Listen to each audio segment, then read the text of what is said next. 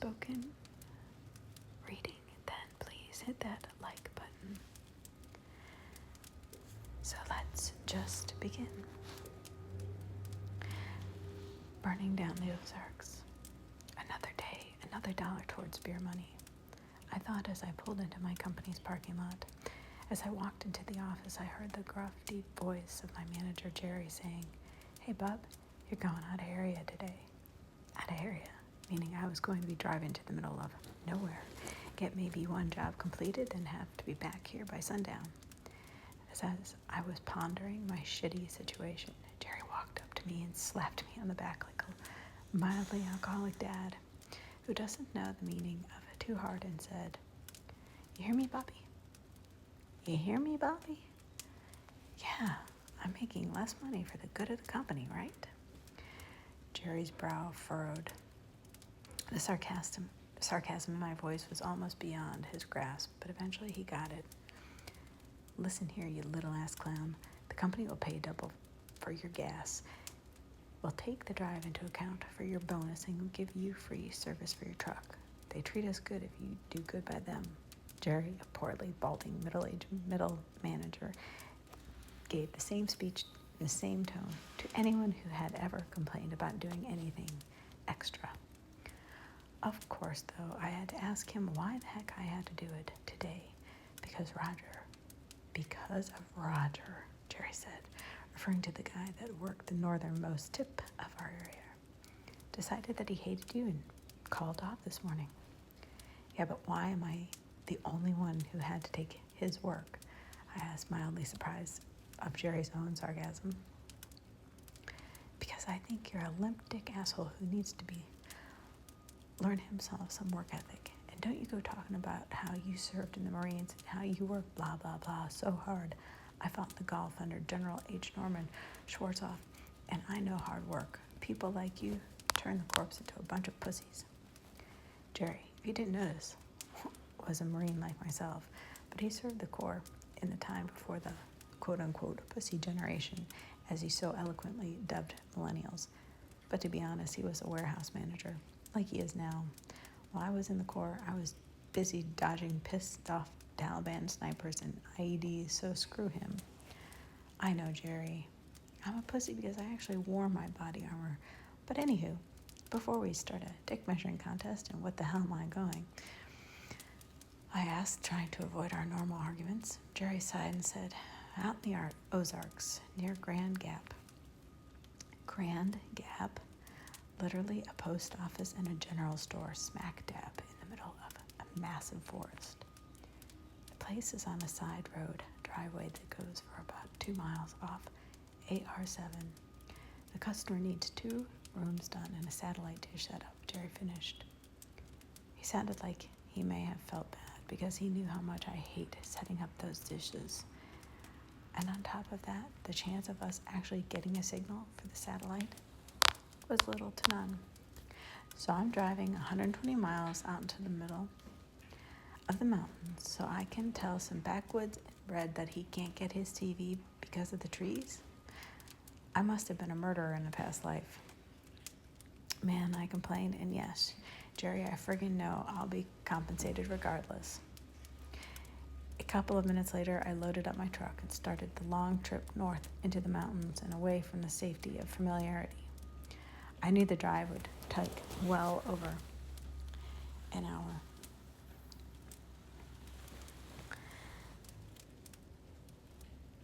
And a half.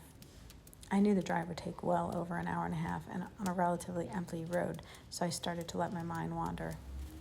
I'd been with Kobe, satellites, and more for about... I'd been with cable, satellites, and more for about 2 years now. And it still amazes me I haven't quit and or killed myself yet. The hours suck, the pay is subpar, and upper management spends most of the time on their knees sucking off the big cable companies, begging for scraps. Now you may be asking yourself, how the hell did a combat veteran with access to the GI Bill and 4 years of leadership training end up installing cable in Arkansas? Well, here it is, the best way to answer that question. is that instead of taking classes and getting a skilled late job, I wanted to be a badass. At 18, I only wanted one damn gig, the infantry. It gives you the ability to act under pressure and learn how to lead men into combat. But when you get out, most jobs want people with applicable skills. So I tried college, a state school filled with former professionals, term professors, expansive libraries brimming with information, companies from all over the world, recruiting to get the pick of the best candidates. Oh, and girls, lots of girls. Lots and lots of girls. And I probably don't have to tell you, but I only paid attention to the last one. See, when you spend 4 years of your life surrounded by dudes, a plethora of chicks in yoga pants kind of distracts you. And seriously, being the only non-bearded, non-vaping alpha male on campus got me laid a lot. I'm talking Ron Jeremy's hairy ass would be jealous of me, all from my frequency of fornication, not my GPA. But shit happens, and I got this gig while I was directionless. So, directionless, by the way, is the word used to describe me by my court-appointed therapist. I'll leave most of the details out, but some punk bitch decided to tell me not to sleep with his girlfriend while I was at state. I decided him eating my fist would be the best way for me to convey my feelings of distaste for his sentiment. One thing led to another, and I have to go see a shrink for my quote-unquote PTSD my ass. I liked what I did over there. Got up, go on patrol, possibly shot some Hajis, and then got back to the FOB. Simple. Now life is complicated. I got to pay rent. I have to be politically correct, and I can't shoot anyone. Even the people who drive slowly in the left fucking lane. Well, whatever. Maybe I'll be lucky, and whoever this customer is will be super hot art student staying at her parents' cabin for the winter break. She'll answer the door half naked, take one look at my manly frame, hopefully ignoring the pudge hanging over my belt, and invite me in to help her keep warm for the winter. I let my thoughts wander, thinking about the pretty blonde, no, maybe brunette, waiting for me, looking back. I really wish that was the case. As I got closer to the address, the GPS on my phone started acting a bit finicky. But it was able to steer me to the right driveway. Well, driveway was a word. It was more or less a dirt path surrounded by old as hell white old oak and cottonwood. I heard leaves and pines crinkling under the weight of my truck as I steered down the narrow track. As I drove deeper, I noticed that this part of the forest was dense and looked barely touched. See, I went camping in the Ozarks every single year with my dad up until I was 17. Almost everywhere we went, you could tell the woods had been affected by people in some way. You know, random pieces of trash, carved initials of young lovers, tire human tracks, and all that shit. These trees, this path, and everything about it encompassed seemed to have remained unscathed, even though someone apparently lived out here. It was strange. To say the least, it was strange, especially because there seemed to be no tire tracks going up the driveway. The path dragged on, and it seemed to narrow out to the point where I didn't think I could fit my truck in. Much longer. Then I saw a small patch of brighter earth and an open area about 200 yards ahead of me. I silently thanked the man upstairs that I wouldn't have to lug all my equipment through the woods. But as I approached the opening, I caught my first glimpse of the house. Or better yet, shit pile I'd be working on today. It slumped at around 2 stories with rotted wood siding and maybe 2 out of 10 windows not smashed in. How could anyone live like this? The front lawn was just dirt, leaves and pines scattered around. I couldn't believe my eyes. How am I supposed to install TV boxes when there is no power, I thought. This is probably some redneck with a makeshift wind turbine strapped to a tree, probably going to ask why he can't get his NASCAR.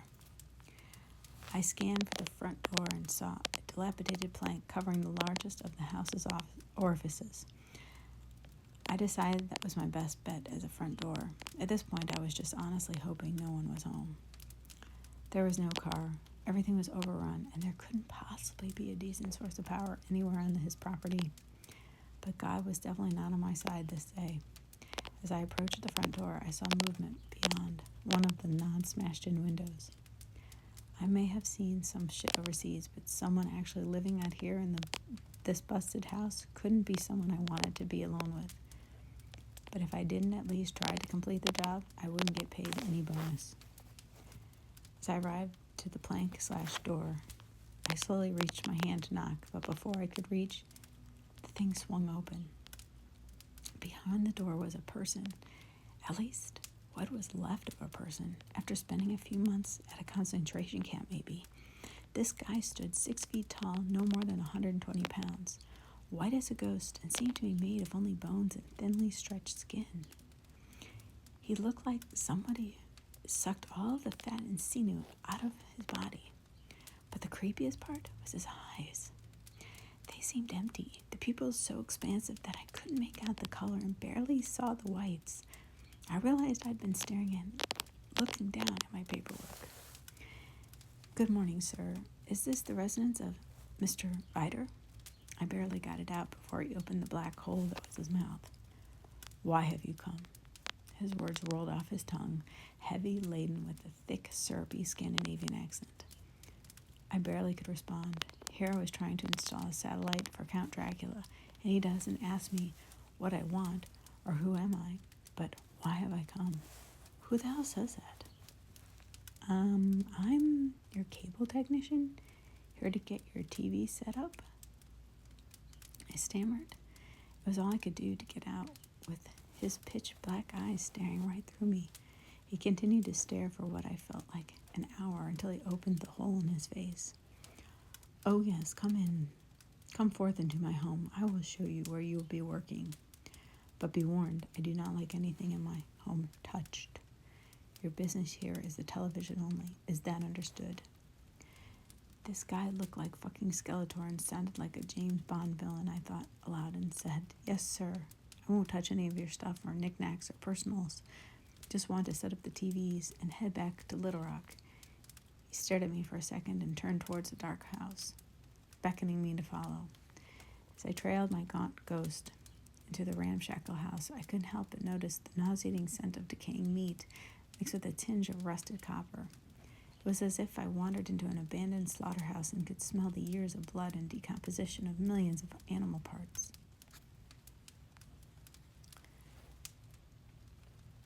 "Don't think like that, man. The guy is probably a hunter, lives off the grid, and finally decided he missed ESPN and called us up," I thought. But the smell wasn't the only off-putting characteristic of Mr. Vider's home. It was the decor, or lack thereof.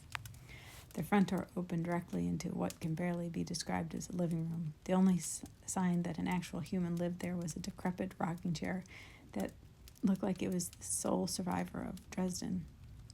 The wood was badly scorched, and the only parts that weren't burned were heavily frayed.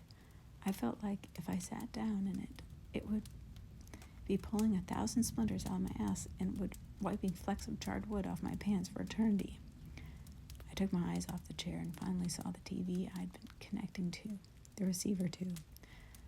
I say TV sarcastically, trust me, because I'm pretty sure that the set I grew up with 29 years ago was more advanced. I saw that the ancient beast still had the original wood paneling and everything. I hope to God I had some sort of adapter in the truck, because no way was I telling Dr. Frankenstein I didn't have the parts. Now this is the first television. It is a Zenith from 1949. I was told your company specializes in connecting new age media to these types of TV sets. Am I correct? Mr. Vider turned and looked at me with his empty eyes as he asked us. "Should be. I can always figure something out." I lied. The oldest TV set up was from the 90s. I'm so screwed, I thought. I'm going to punch that punk bitch Roger in the throat as soon as I see him. He better be buying me a beer for calling out. Good. I would be very disappointed if I did not have my shows. Vider, I think, smiled as he said this and put an intense emphasis on very. He let me pause in the living room to assess the back of the TV. One look is all I needed. One look told me I was utterly screwed. His TV did not have any single connection I recognized, but I had an idea. Job description I received from Mr. Vider stated that he didn't want the satellite on the roof. He wanted it on a pole. And from my experience with these types of mounts, there is a high chance that this guy won't get a signal. or the ground isn't right for a mount. All I had to do was take my satellite reader and pretend there wasn't a trace of signal. Oh, and I forgot to mention, explain to this guy he wasn't getting his shows until my manager came out and verified. Screw it. Jerry can die for the company he loves. I'll get over it. As my spirit started to lighten and my mood turned from depressed and terrified to less depressed and slightly hopeful, my customer decided I was staring at his TV too long. I will lead you to the next TV. Hopefully this one will not take you too long for you to study. He sounded pissed, so I gave him the go-ahead and bring me further into his creepy-ass house. So I saw the power outlet behind the TV, but no power lines to the house. Is there a generator connected somewhere? I had to ask because I didn't hear the loud hum of a generator, nor did I see any sign of power being run to the house. My host turned to look at me with his vacant eyes and hissed, "How my home works should not concern you." As he said this, I could see what little blood this guy had rushed to his face. He was angry and seemed barely able to contain it. He turned back around and stared, heading farther and faster towards the back of the house. I was about to apologize as I fought to keep up with him, but something caught my eye. It was a picture on the wall, one of those old-timey portraits you see in people's grandparents' house. I could only take a quick look, but from what I could tell, even in black and white, one of the men in the portrait looked exactly like Mr. Viter. Like to a T. The only difference was the guy in the picture had normal eyes and didn't look so disproportionate. I couldn't believe it could be him. This picture had to be from the 1880s or something. Viter stopped abruptly before I could finish studying the picture and pointed towards an open doorway to our right. He said, "This is where the last TV is, and it is exactly like the first one. Do you need to stare at it incessantly, or will the information I have given you be enough?" As he asked this, I could literally feel the sarcasm and frustration pouring out of him. What in the world is this guy's problem, I thought. Then aloud I said with a forced smile, "Just knowing the type and where it is will be enough for me." The waiter seemed satisfied with my answer and took me a bit further to a back door flanked by two more busted-out windows.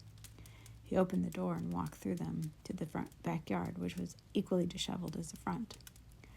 "Okay, sir, I know you want the satellite somewhere in the yard, so I'm going to go ahead and try to find a signal. I'll come knock on the door when I do."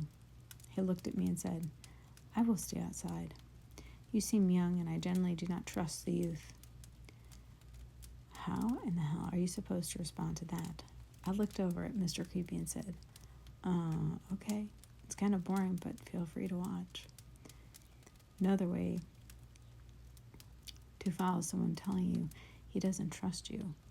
Well, who could blame him? I was planning on saying there was no signal, even if there was one, and going home, as I started wandering around the yard, hitting random buttons on my signal finder to further help my goal of pretending to find a signal. I was able to take in more of my host. His eyes and ugly face seemed, kept from looking at what he was wearing. His clothes looked as worn as he did. His long black coat was covered in Irish pennants, and his white button-up shirt was slathered in old stains. Jesus, this guy is just all sorts of messed up, I thought. As I was wandering around the yard, I also noticed something else that was a bit suspect. Every 3 to 5 yards or so, there seemed to be little holes recently covered up. It looked like he was planting a garden or something, maybe some trees.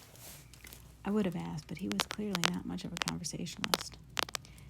After about 10 minutes of drifting around and hitting random buttons, my host's eye never left me.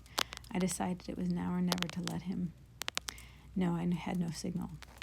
"Sir, I hate to say this, but due to the trees in the area, I have no line to your provider satellite. Oh me, the only option would be to remove some of the foliage." I was barely able to finish before the anger flashed in his big dead eyes and the blood rushed to his face again. "You will not touch any of my trees. They are all precious to me." As he screamed this, he closed the 10-yard gap between us in 3 steps.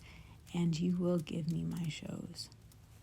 He was so close to me by this point that the lifeless holes in his face were mere centimeters away. Okay, this was my final straw with this goddamn psycho. But alas, I would lose my gig if I blew up on one more customer. I took a deep breath and said in my best customer service voice, I understand you are upset, sir. I think the best way to resolve the dilemma is try to get my manager out here. To myself, I thought, screw Jerry. Let's see how tough his old core is when he meets this crazy guy. As I said this, Biter seemed to settle down and the blood stopped pooling in his face. Very well, but you must know I care very deeply about my forest, and you mustn't harm it in any way, he said, still containing a hint of his anger. What needs to be done next? Well, I need to go to the proper forms for you to sign that we can go ahead and call Jerry, my manager, and do not worry about the trees. We won't touch them, I said, trying not to smirk. Is this Jerry as insolent as you and as uncaring about my forest? He asked with heavy disdain. I looked up at him, trying with all my might not to look pissed, and said, only slightly sarcastically, I might add, not at all. He's a perfect gentleman, and he loves trees. I mean, the guy has at least 12 in his backyard. Somehow this satisfied the tree-loving psycho. Okay, well, I'm going to run over to my truck and get the forms. Want me to meet you inside? I asked, hoping he would say no and that I wouldn't have to go back into that terrible place. No, I will be out here waiting. As he said this, he seemed to root himself on the spot where he was standing, like his trees, and remained unmoving. I took this as my sign to get the heck back to the truck and get Jerry's fat ass out here. Not wanting to go through that horror show of a house, I took the long way around the side and back to the safety of my waiting truck. As I passed the side of the house, I saw something that caught my eye. A massive painting was hung on the wall, probably being the one object not completely dilapidated, but still very creepy. The painting was of a massive tree, but it looked like all the branches ended with a human head. No eyes, dripping out of blood. But the trunk of the tree decided it had to outdo the branches in the most messed up contest ever. The trunk was shaped like a man whose legs were firmly rooted into the ground, his body straight as an arrow and his arms held high in the air, turning into the aforementioned branches. But the face of the trunk man took the cake for the macabre challenge. The mouth was locked in a permanent scream, spewing rivulets of blood that pooled up the tree's roots. The eyes were wide open, seemingly fixated on the branches above, as if in a trance, with the gore-stained scene going on above his head. What the fuck? I mumbled to myself. If you were smart, Bobby, you would leave. But alas, I'm a dumb redneck grunt from Little Rock, and I refused to leave until the paperwork was signed. I had bills to pay, so I decided to ignore the massive evidence that this place was probably not too safe and continued on to my truck. As I approached my truck, I couldn't help but notice that it looked significantly lower. Now, before you have to ask, yes, my truck was lifted, and I may or may not be compensating for something. Regardless of my inadequacies, as I got closer, I saw that my front 2 tires had gone flat. I said out loud to myself, "Fuck me sideways. How the fuck? What?" I nearly yelled the last, but I couldn't keep it down, so I wouldn't have to deal with Biter. I walked over to my now useless vehicle and inspected the tires when I realized what had happened. I silently cursed myself. Since I was so busy trying to avoid lugging my equipment around, I had noticed I parked directly on top of upraised tree roots. Now, I had to not only make Jerry come here, but I needed him to pick me up some spares. He was going to be pissed. I took one more look at the depressing sight that was my lifted 24-inch custom tires and opened the front cab. I started fumbling around my little folder filled with different paperwork until I found the right documents. Thankfully, I had one copy left. First good news of the day. Shitty part of the no signal process is that you need the customer to verbally confirm with the manager that they want the site issue confirmed. Don't ask me why, probably some legal bullshit. I started making my way back to the yard, but this time I took the side that didn't have the creepy-ass painting on it. As I arrived again in the backyard, I couldn't help but notice the absence of Mr. Vider. Shit, I muttered to myself. I headed towards where he was last standing. Maybe he was taking a break, a leak, or something behind one of his precious trees. And God knows there was no plumbing in that horror house of a show. I made my way towards the end of the yard, carefully avoiding the little sounds in my head, the mounds on the floor. Started scanning the tree line. After about 30 seconds, I started to turn away and make the walk to the front door, hoping that he didn't want me to come inside. But as I was turning, I caught a glimpse of something black billowing about 100 yards away in the woods. I moved in a bit closer and further away from the house and could sort of make out the object. It was Vider's jacket. As I took a closer look, I then saw a black boot only a few feet from where I was standing, and another roughly 30 yards past that. Did this guy just strip down and wander into the woods? Well, this was it, the weirdest fucking part of the day. Now you may be thinking, why didn't I book it, flag down the first car I saw, and get the hell out of Dodge? The answer is, I'm an idiot, and I'm curious by nature. I pulled up my phone, hit Jerry's number as I waited for the familiar gruff voice to ask, "What the fuck do you want?" The phone cut off. I looked down at my screen and saw a dreaded call with lost. Oh man, I tried again. At this time, it wouldn't even ring once. Shit. No manager was in today. Even if I could get service, it wouldn't pick up. My only option was to call dispatch office for the satellite company. Yeah, folks over there had zero empathy for us not completing a job. Oh, damn. Just in case, I just tried to get Jerry once again, but nothing. Nada. I started scrolling through my contacts list and found the number I was looking for. It started ringing, thank God for small miracles, and thankfully I heard a pleasant female voice. "Thank you for calling Northern Star, the #1 satellite TV provider in North America. How can I assist you today?"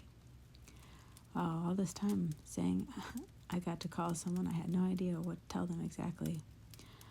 Hi, I'm a contractor out in Little Rock, and I have a bit of an issue with my current appointment.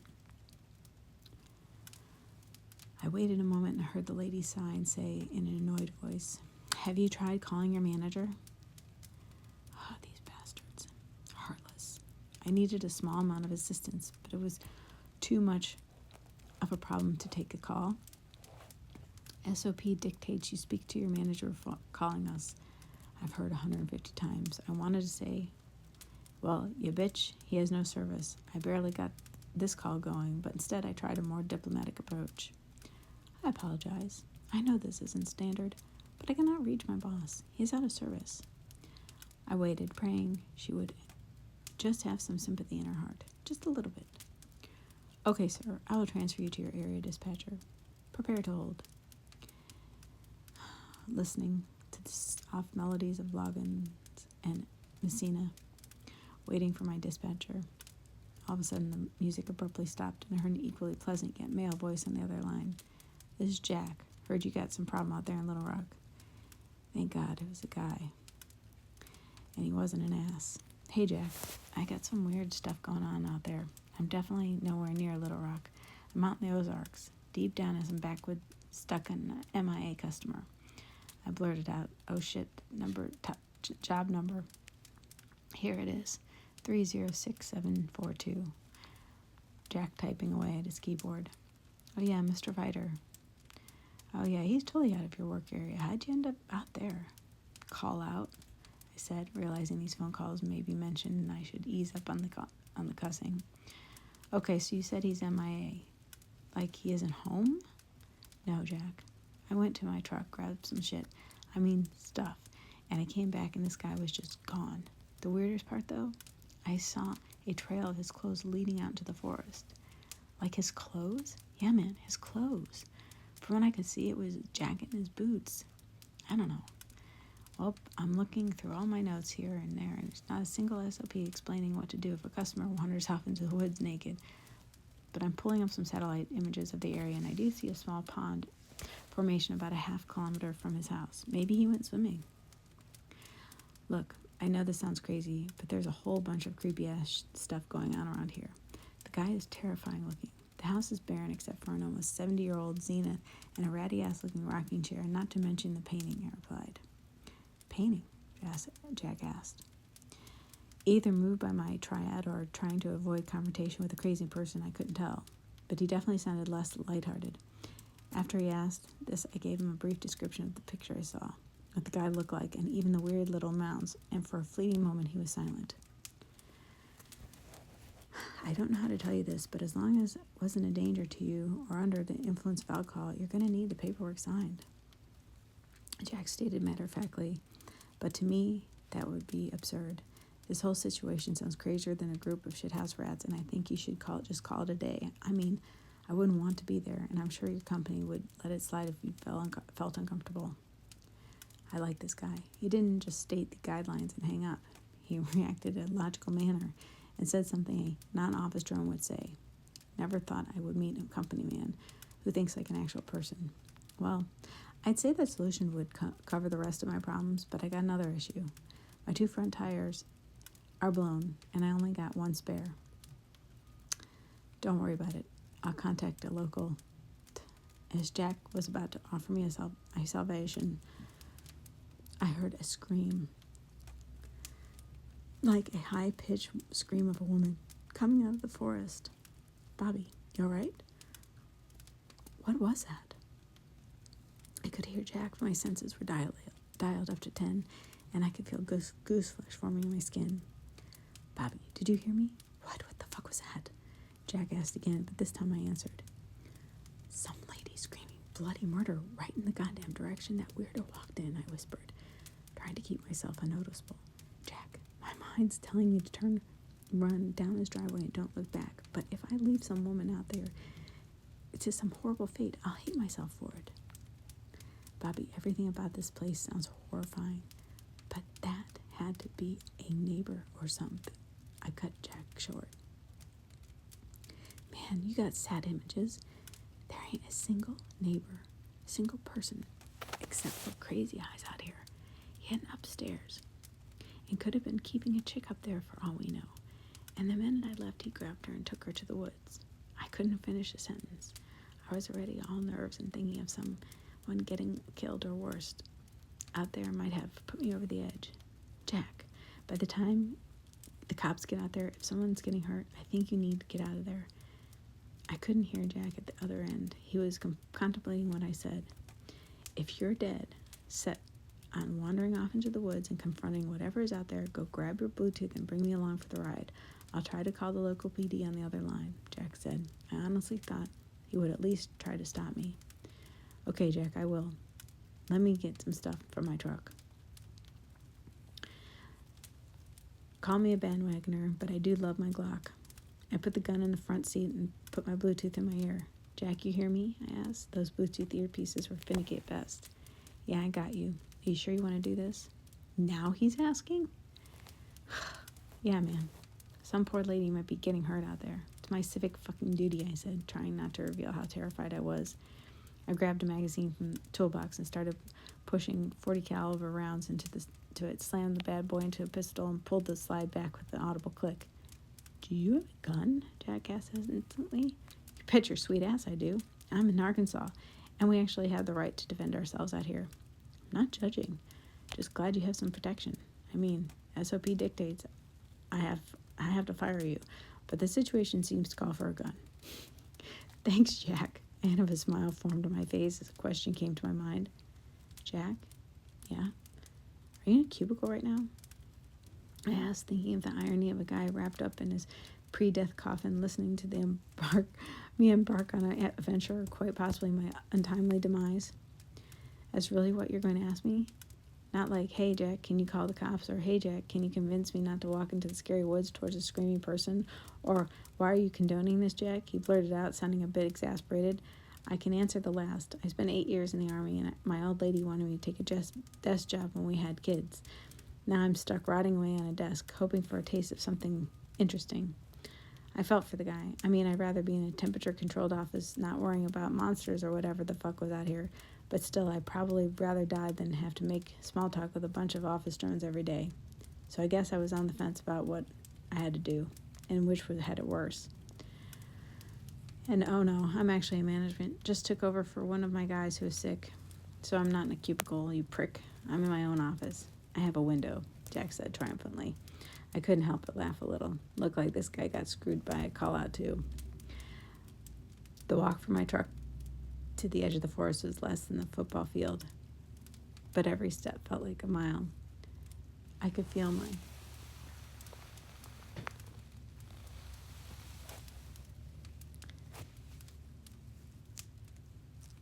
heart beating in my throat, and my stomach was turning to knots. The perspiration on my forehead started to drip into my eyes. As I made my way towards a tree line, I decided that maybe talking while I could still talk would alleviate some of the fear that was building up. I wiped the sweat away from my eyes as I said the first thing that came to my mind. So, Jack, what'd you do in the Army?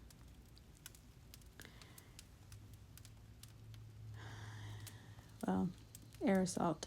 Lastly, Ranger School. After 4 years, I made captain. Tried one Special Forces command. Yeah, trying to pull up courage here. And PSYOPS, huh? Passing out flyers or doing shady shit? I asked, hoping I didn't sound too judgmental. With none of the lightheartedness, I heard him speak well before he stated shady shit. All my experiences with anyone, even support personnel in Special Forces, is generally negative. But I definitely passed out my fair share of flyers on my first tour with PSYOPS, Jack continued with a hint of laughter. You seem to know a thing or two about the military you serve? Yeah, man. USMC 0311, I said, with gusto. I heard another sigh, and Jack stated, well, if you survive, I'll buy you dinner. Gallon of blue and a brand new box of crayons. Sounds good to you? I let out a laugh. Some of the fear assuaged since lighthearted, and said lightheartedly, fuck you. Not my best comeback, but I had just reached the edge of the forest, and the humor I felt moments ago dissipated, was replaced by the stomach-knotting fear. All right, Jack, I just made it to the... Again, another ear-piercing scream came from the farther into the woods. But unlike the last, this one didn't finish. It seemed to be cut off by the last second. It was go time, and I started running into full tilt into the unknown. Bobby, quit running. Whatever is out there is going to hear you coming. And besides, whoever was screaming doesn't sound like they made it. Jack whispered in my ear. See, that's the difference between a guy like me and a guy like Jack. I think tactically, and in the short term. Jack, obviously a strategy thinker, decided that there was no point of risking me or our chance to stop whatever was out there for someone who was probably dead. Screw it. Though maybe this girl was hot, and if she wasn't too jacked up, I might get a blow out of this. I don't hear you slowing down, Bobby. Yeah, that's because I'm a crayon eating Marine, and I want to kick some ass. Another scream followed by help me, please. The rest cut off by another scream from the speaker, followed by a vulgar tearing sound and a noise I can only describe as a bucket of chum being dumped out of a dry rock. This screams this time came from maybe 30 yards ahead of me, but the sounds had stopped completely, making it eerily quiet. I heeded Jack's advice and slowed my sprint to a walk. I got down and started low crawling to where I thought the screams came from. As I inched closer, I could feel the roots and sticks making small cuts in my stomach. It was all if the whole forest had turned against me, but the pain subsided when I smelled something familiar. Rusted copper. Blood. Blood is what I smelled. I knew the smell well. I saw a huge tree in my path and could make out clearing beyond its massive base. I inched behind the tree and took a quick glance into the clearing, and I felt the buyer reach the back of my throat. The biter had his back to me as he lifted up an axe and brought it down on the body of a rather rotund and definitely dead woman. I guess you're never too fat to be kidnapped. Thwack, thwack, thwack. He kept bringing the axe down over and over again on this lady's already decimated corpse, blood misting and squirting all over her newly opened orifices. I also caught a glimpse of what had made the splattered chum noise. About 3 feet from her body, it looked as if her stomach had tore out and her innards were spilled onto the ground. It was squirmy mass of intestines, kidneys, and other organs, all leaking blood and other fluids. The smell of blood, half-digested food, and shit from her punctured colon permeated the air. It was as strong as it felt if I could taste it. Jack, I whispered quietly as I could into the Bluetooth. This guy disemboweled a chick and is chopping her to pieces. Jack didn't respond for what felt like 10 years until I heard a quiet munching. Sorry, didn't catch that. Got bored and waited and grabbed a snack. Snickers really do help hunger pains, you know? Fuck, Jack. I'm out here watching some woman get butchered by a psychopath and you're eating a Snickers, I whispered, trying my hardest to keep Vider unaware of my presence. Sorry, Bobby. You weren't saying much and I needed a snack. You're still alive, so nothing too crazy happened. Nothing too crazy. I was getting impatient, trying not to retaste my daily egg McMuffin, so I said quietly, What? Just tell me. I doubt I can be more creeped out than I already am. Well, you're not going to like it. I did some research while you were doing that shit in the woods, whatever you were doing. Just tell me. Well, between the tree, the mounds, and Mr. Tall, Dark, and Terrifying, I think you're dealing with the evil Danish god of the forest, Jack said without a hint of humor. What the fuck are you talking about? This is crazy, I asked incredulously, and possibly a bit too loudly because Vider suddenly stopped hacking. Shit. This is it. This is how I'm going to fucking die, I thought, but the footsteps and sudden death never came, and the hack resumed. Jack then spoke. That was close. So anywho, I'll explain what I found. What is wrong with this guy? He's like acting like I'm not in the middle of my demise. No, like I'm in fucking danger here. Well, just listen to what I'm saying. I went onto Google and some sort of occult Google, never seen this description or search engine before. But basically, you type it in, description of a monster of whatever shit you are dealing with, and it tells you what it is. I'm pretty positive from what you've told me that you're dealing with a Danish forest god. Oh my God. Who happens to be an evil prick, like super evil. He requires pieces of 1,000 corpses to build his army of humanoid tree monsters. For example, if you're going to dig up those little mounds you saw, you'd probably find fingers, toes, and ears, and other human parts. I can't even believe what I'm hearing. As Jack is speaking, I poke at the mound near my foot. This can't be happening. This isn't even real, I thought to myself.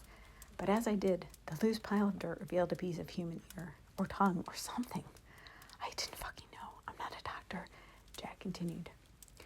Next up is what looks like... See, his body isn't a tree, per se, but it's a tree with a face, screaming his commands and looking to the heavens. Oh yeah, there's severed heads on the tips of the tree branches that sprout blood to help his tree babies grow. Any of this sound familiar, Jack? Sick fuck, I thought. Aloud, I whispered. So Vider, in some sort of nut serial killer, is trying to complete his masterpiece of the god he worships? After asking, I took another peek beyond the tree and saw Vider bend over and pick up the lady's head. He then walked over to the other side of the clearing and pulled out a massive ladder, while balancing the blood-soaked head under his arm. Every time I looked out from my little cover, it seemed as if there was more and more blood. But it seemed as if the whole clearing was covered in flesh, disturbed pools of blood, and that's when I realized that I had hidden behind the wrong fucking tree. I looked up and saw the backs of hundreds of severed heads. If I didn't see that painting, I would have thought they looked like coconuts, but I knew better. Oh, shit. So here I was in the middle of the Ozarks, leaning against some crazy effigy of a forgotten god with a psycho no more than 15 feet away from me, lugging around a head. And this is within the top 5 of the worst positions I have ever been in. Jack then spoke up on the headset. Hey, so here's something else, in case your day wasn't already ruined. Apparently, Burstock, that's the god, by the way, has a sidekick that he grants immortality to for their service. The servant is described as being of great height, little girth, and eyes black as coal. That describes Vider, right? I swear Jack sounded almost excited about all this. I took a quick glimpse into the clearing, and Vider was falling at his balancing act and trying with his great intensity to grasp both the ladder and the head. I took this moment of distraction, slowly made my way back towards where I came from and to the greater safe vantage point. Jack, I made it. About 20 yards. Can you do me a favor and call the cops? I don't think I can do much more for that lady. I whispered, trying to keep quiet. Yeah, just gonna further ruin your day. I have tried 5 times. Oh, shit. I don't know. I think you may be on your own. Well, except for me, buddy. If it's any consolation. And if you get killed by the crazy devil worshiper or his pet tree god, I'll avenge you. Okay, Jack was either the calmest motherfucker on the planet or he was truly enjoying all this. So what the hell should I do, Jack? And why the fuck are you so calm? Jack took a deep breath and spoke calmly, almost coldly. Put 2 rounds in his chest and 1 in his head. I highly doubt this guy or his tree or actually anything supernatural. Just a nut job who is obsessed with Danish folklore. And to answer your question, I spent a large amount of my life fighting some of the most violent, despicable terrorists on the earth. Some lady getting her guts spilled out on a skinny weirdo serial killer, cutting people's heads off isn't too far from the shit I've seen. Damn, this dude is hard, I thought. Probably the best dispatcher I could have had today. Aloud, I asked, okay, but what if they are, supernatural? Once again, in that cold voice, Jack spoke up. Per the article on these guys, you will need to set aflame the old god Burstuck, and the servant will again be mortal. So set Burstuck on fire before he comes alive, and then shoot Ryder. Easy peasy. Damn, I bet this gung-ho ass army man wouldn't be so tough if he was here facing this thing alone. But he sounds confident. Gotta have some faith, I thought. I closed my eyes and kept my back to my new cover. You gonna do this, kid? Just go up there. Just tell him to freeze. Put a few rounds in him, and when the cops finally show up, say he charged you. Oh yeah, I should mention this call isn't being monitored, and you probably shouldn't mention parts of this conversation happening, Jack said. Okay, I'm ready to put this asshole down. Get the hell out of here, I said, hoping I sounded less terrified than I felt. You got this, buddy, Jack said, trying to motivate me. I started back towards the clearing with the nightmarish theme and rotting pile of innards as quietly as I could.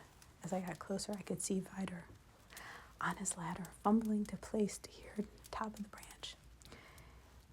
If it wasn't so horrifying to look at, you would think he was an ordinary guy just putzing around his backyard, not a psychopath, not a sociopath, not a path at all, burying and hanging parts of desecrated corpses. I gathered up what was a shot in my nerves and bellowed, "Hey, dickbag." Ryder turned his head towards me, and I snuck up behind him. Get down off the ladder slowly. Once you hit the ground, turn around and put your hands up. I felt and sounded like a testosterone-fueled cop. It was almost as cool as being a testosterone-fueled Marine. But instead of listening to me, Ryder hopped down off the top of the ladder and turned to face me. With a devilish sneer, he said, "Is my TV ready, cable boy?" He laughed at my perplexed look. "What, you think I should fear you? Your mortal weapons?" As he was speaking, he started towards the axe that was resting between us. Lord Burstuck granted me the gift of an unending life as long as I facilitated his rebirth in our world and assisted him in becoming the ruler of the forest once more. He was no less than 5 feet from the axe when I yelled, "I'm warning you, nutjob, do not take one more step. I will fucking spray your goddamn tree puppet with your fucking brain matter." In my ear, Jack sounded, "Nice line. Where'd you hear that? A movie?" Ignoring the psycho in my ear canal and keeping focus on the psycho reaching for the axe in front of me, I took a few steps back to avoid any axe swings if I had to reach for it. "You're a fool, boy. I've been rebuilding the Garden of Burstuck for over a century. Many mortals have tried to stop me, but their bodies and their glorious life's blood belong to my lord, and soon Burstuck's rival will be completed. But you will never bask in the glory of my lord, for I shall bring down his justice and let his children bathe in your blood." As he said this, he charged forward, reaching for the axe. I warned him not to move, but he made his choice. Bang, bang, bang. I felt the welcome feeling of the gun recoiling in my hand and the vibrations it sent to my arm. "Is he dead?" Jack asked. Again, with ice-cold voice, he donned when he was talking about taking lives and stacking bodies. I was pretty sure, but I started walking over to make certain I'd be facing manslaughter charges in my near future. Vider's hand bolted out and grabbed my ankle. Pain shot out my leg. His grip was like a bear trap. Bang, bang. I put 2 more rounds in his skull, which caused his head to once again violently flail backwards. Jack, he isn't fucking bleeding. I put 5 rounds in this asshole and chopped off his hand. Just a few drops, I said desperately, trying to express my confusion. Well, buddy, from what I can read, the servant will drain all his blood to feed the early parts of Berserk's development, Jack said, finally, with a hint of worry in his voice. Bobby, I think this might be the real thing. As Jack spoke the last word, Ryder's eyes turned towards me as the holes in his face healed themselves. He let out a guttural laugh and roared. I have already proclaimed. I have given the gift of immortality by the great Lord Berserk. No corporeal weapons can scathe me. If you hurt him, he stays down for a minute. Do something, get the hell out of there. Jack yelled through the headset. He was right. I picked up the axe, and before Vider could make a move, I brought it down on his skull, splitting it in half. I saw as what was left of his brain matter spill out into the forest floor. No way he's getting up from that anytime soon. I cut the head off, almost clean in half. Still, instead of admiring your morbid handiwork, why don't you get the hell out of there? Jack yelled. He was right. Even though I was almost 200 yards away from my truck, my swollen ankle kept me from getting here. Quickly. Ryder was probably already healed and up and fixing to feed me to his tree. Jack helped me keep my shit straight as I made my way back to my waiting Ram 1500. I'm gonna burn you down, motherfucker, all your little tree babies and your servant, Ryder. Talking to the painting, Bobby? Jack chirped in my ear. You may need some therapy when this is all said and done. Way ahead of you. Apparently I have PTSD, I responded. Don't we all? Found it. And my lucky lighter is in the dash. Jack, I may not die today. You should set your standards a little bit higher, but let's hold off from celebrating until you ice the tree monster and his sidekick. Jack asked. Heard, I responded, slightly annoyed he wouldn't let me have at least a second to chill. But then I grinned to myself as I pulled the naked woman-shaped lighter I had since I was 18. It was my birthday gift I got for my pops. All right, Jack, I'm taking the long way back. Hopefully I don't run into Vider. If you do, just put a few bullets in him and keep moving, Jack said. That frigid voice of his. Okay. My ultimate goal was to get back there and find Vider, still split open like a piñata. I made it to about 10 feet out when I saw a familiar semi-nude man standing in the clearing. Jack. Vider is standing again. I'm going to pop a few more rounds and then maybe back off a foot. Don't waste any time, man. Who knows how Berserk is going to come back. Put around in Vider's skull and set the tree on fire, Jack commanded. Bobby, from what I can tell you, all you got to do is set the trunk on the fire of the tree.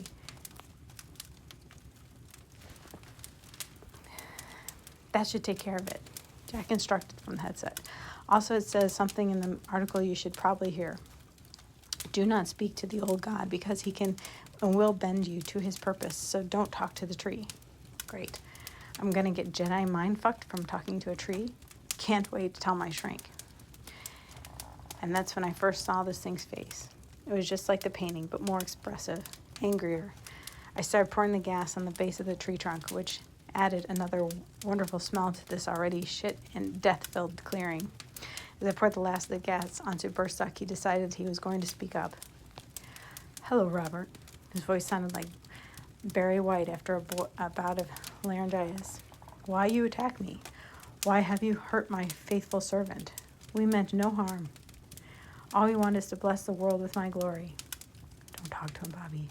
Just light him up and go home. I thought then his voice spoke up again. Robert, you'd accomplished nothing since leaving your warrior class. I can grant you immortality and a life of bliss.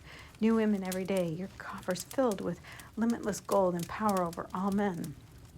Take my root and drink deeply from my life's blood, and your every desire will be fulfilled. Jack, the tree is talking, I mumbled. Don't listen, Bobby, Jack yelled when the head said. He is just dictating, trying to distract you. He doesn't need 2 slaves. Think about it. As Jack was yelling, I felt myself drawn to the spigot-shaped root protruding from Bursick's body. Fight it, Bobby. Don't be goddamn widow licker. Don't be a window licker. For some reason, being accused of licking windows pulled me back to reality. It was almost too late. Vider was sneaking up behind me at the same axe. I split his skull twice. At the last second, I dodged his swing by jumping backwards into Bursuck as I felt the axe swipe past my face. As I dodged the attack, I dropped my lighter into a tangle of Bursuck's roots. I was able to lift up my .40 and pull the trigger 4 times, but only 3 rounds came out of the barrel. The last got jammed in the chamber. Fool. Bursuck is close to being completed, and his power has fueled me to unprecedented strengths. Now be still, and I will end this quick, Vider proclaimed. Okay, then do me a favor and answer 2 questions, and I won't fight anymore, I said in my most defeated voice. Vider seemed to ignore my request until... Let him speak, my faithful servant, Bursuck boomed. His weapon had ceased to be useful and can do us no harm. He begs for his life. This will amuse me. I heard in my ear, What are you doing? Run, he can't be that fast, Jack begged. Ignoring Jack, I got onto my knees and discreetly grabbed my lighter while feigning injury.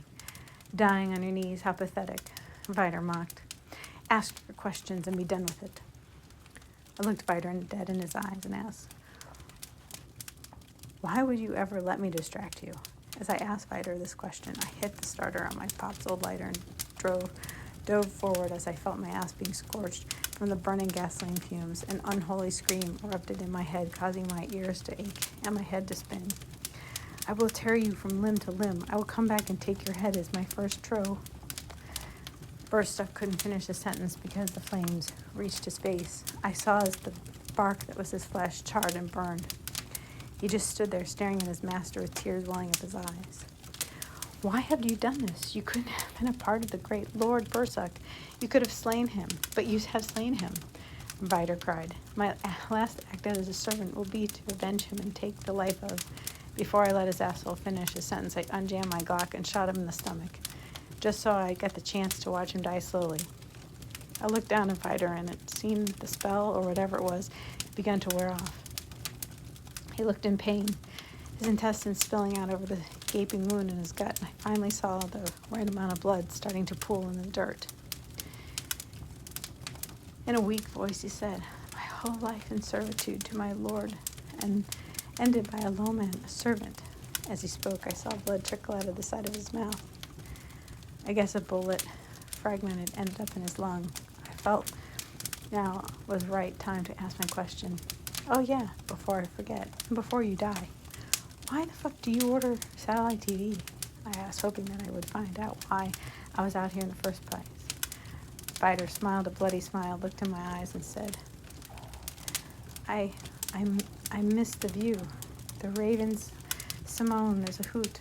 I thought my opinion of this pathetic shit couldn't get any lower. But when he said the view was a reason my ass was out here, I emptied the rest of my magazine into his skull, spraying his fucking brains for the last time on the 4th floor. Jack, it's over. The tree is burning up, and Vider emptied his insides onto the ground. If it wasn't for you, buddy, I'd never made it. I owe you a drink, brother. So an ancient deity and his undying psychopath killer, killed by an opt-out-of-shape former Marine turned cable technician. Who the hell would have thought? Jack said.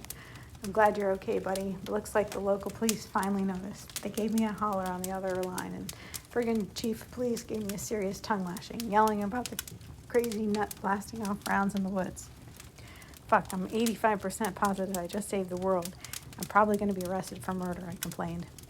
If it makes you feel better, I'll probably get popped for helping your ass out.